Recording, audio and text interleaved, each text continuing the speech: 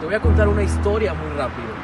Hace más de 2000 años existía un hombre que fue uno de los hombres más poderosos del planeta Tierra.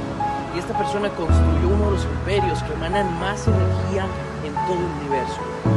Y en este plano llegaban personas a demostrar si todo el entrenamiento que tenían valía la pena y podían trascender o simplemente ese día morían en la cancha.